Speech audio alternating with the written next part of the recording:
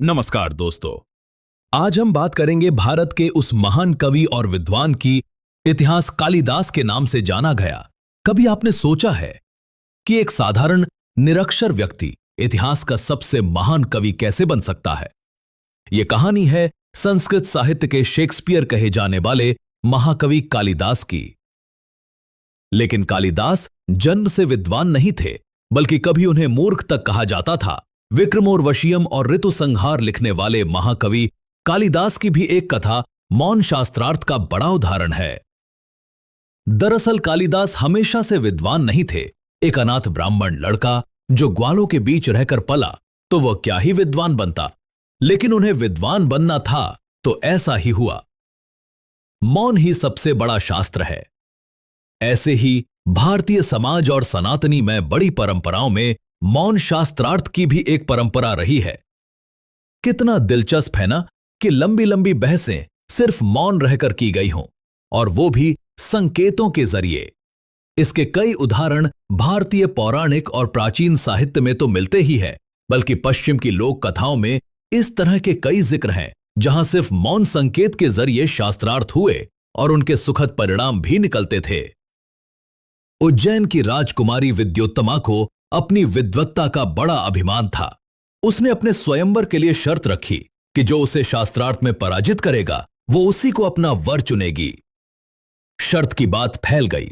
कई राजकुमार और पंडित विद्वान आए, विद्योत्तमा से शास्त्रार्थ करते, हार जाते और फिर मुंह लटकाकर वापस चले जाते। यह सिलसिला जारी रहा। एक दिन सभी राजकुमारों और विद्वानों ने मिलकर तय किया कि विद्योत्तमा खुद को बहुत ज्ञानी समझती है, क्यों न किसी तरह इसका विवाह किसी मूर्ख से करा दिया जाए। अब राजकुमार एक मूर्ख की तलाश में जुट गए। उनकी खोज एक ऐसे व्यक्ति पर जाकर पूरी हुई जो वन में एक वृक्ष काट रहा था। लेकिन मूर्खता देखिए, जिस डाल पर बैठा था उसे ही काट रहा था। उन्होंने सोचा कि इससे बड़ा मूर्ख तो कोई मिलेगा ही नहीं। उन्होंने उस युवक को कई प्रलोभन देकर राजकुमारी के स्वयंवर के लिए तैयार कर लिया। राजकुमार और पंडितों ने सख्ती से कहा कि मौन धारण कर लो और जो हम कहेंगे बस वही करना।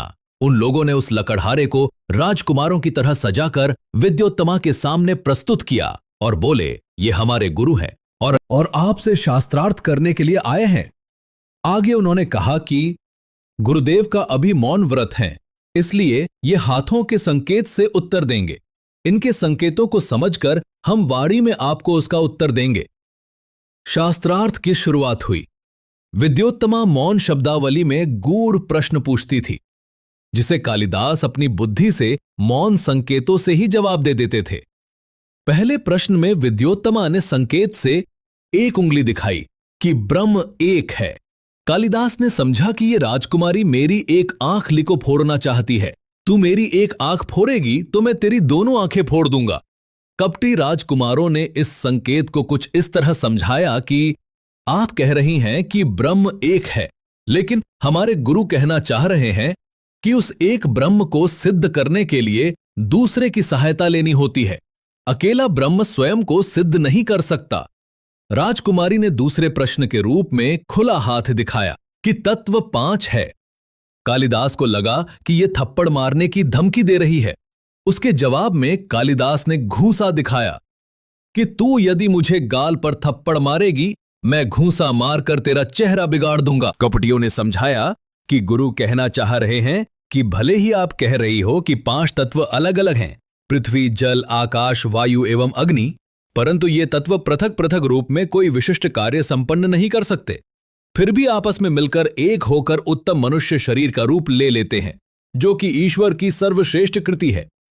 शास्त्रार्थ कई दिनों तक चला।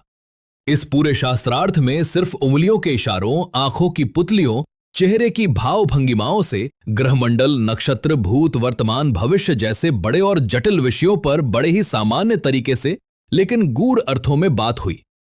कालिदास के हर प्रश्नों के उत्तर दिए जाने पर विद्योत्तमा ने इशारे में ही कहा कि मैं हार मानती हूं और वरमाला पहनाऊंगी। हार मानती हूं। ऐसा इशारा करने के लिए उसने दोनों हाथों से माला पहनाने जैसा अभिनय किया। कालिदास ने समझा कि ये मुझे रस्सी के फंदे में बांधने की बात कर रही है, तो उन्होंने बैल की तरह सिर झुकाते हुए इशारा किया मैं सिर मार दूंगा। विद्युत्तमा ने इसे उनकी विनम्रता में सिर झुकाना समझा और वरमाला डाल दी। विवाह के पश्चात विद्युत्तमा अपने कक्ष में बैठी थी। अचानक बाहर से किसी तीव्र स्वर को सुनकर उसने कक्ष के बाहर खड़े कालिदास से पूछा, किम वदति? कालिदास ने उत्तर दिया, उत्र वदति। उष्ट्र, ऊंट के स्थान पर उत्र शब्द सुनकर विद्युत्तमा को आभास हुआ कि छलपूर्वक उसका विवाह एक मूर्ख से कराया गया है। आहत होकर उसने कालिदास को घर से बाहर निकाल दिया। समय बीता। ज्ञान की साधना से कालिदास महान विद्वान बनकर लौटे। उन्होंने घर का द्वार खटखटाकर कहा, कपाटम उद्घाट्य सुंदरी। विद्युत्तमा चकित हो उठी। अस्ति कश्चिद वाग्विशेष। द्वार खोलते ही सामने खड़े विद्वान कालिदास को देखकर उसका हृदय भावविभोर हो गया। यही वह क्षण था जब कालिदास ने अपनी रचनाओं में विद्युत्तमा को सरस्वती कहकर स्वीकारा, क्योंकि वही प्रेरणा थी जिन्होंने उन्हें अज्ञान से ज्ञान की ओर अग्रसर किया। इस प्रकार एक मूर्ख व्यक्ति महान कवि कालिदासक रूप में उभरकर सामने आया। तो दोस्तों, कैसे लगा? हमारा वीडियो पसंद आए तो लाइक, सब्सक्राइब और शेयर जरूर करें।